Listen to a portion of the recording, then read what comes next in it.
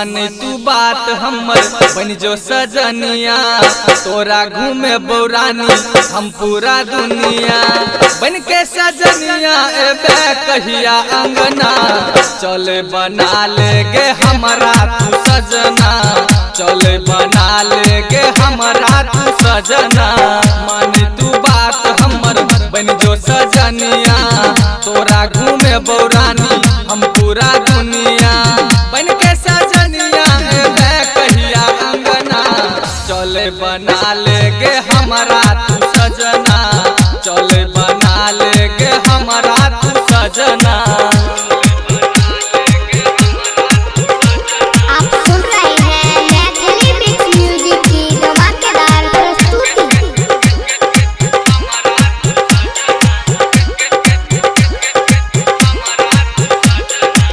तोहर जवानी के भेलौ दीवाना, पागल कहैया गोरी सगरो जमाना।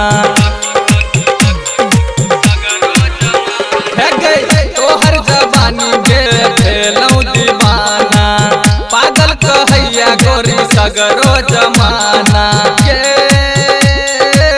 तोरा पर भेलौ गोरी हम कुर्बान गे, कहै छियौ से तू बात हमर मान गे।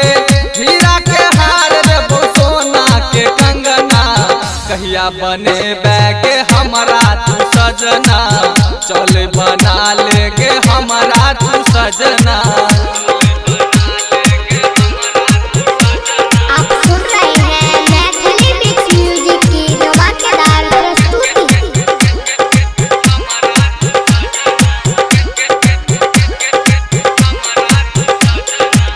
कमर कटिली तोहर नैना नसीली, जान मारैया तोहर गोरख रसीली।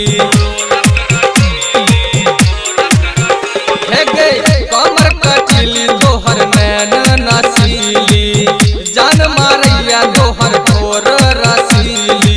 के कहै छौ दीपक गोरी बात हमर मान गे, रखबो बना के हम तोरा अपन जान गे।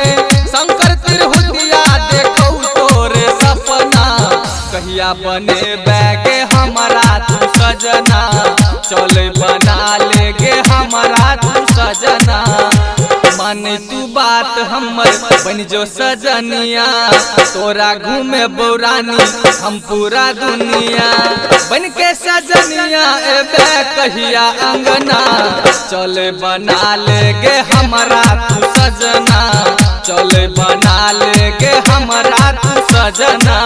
मान तू बात हमर बन जो सजनिया, तोरा घूमे बौरानी हम पूरा दुनिया।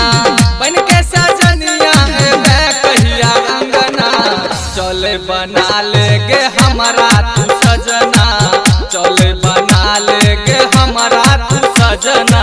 SK recording studio Delhi.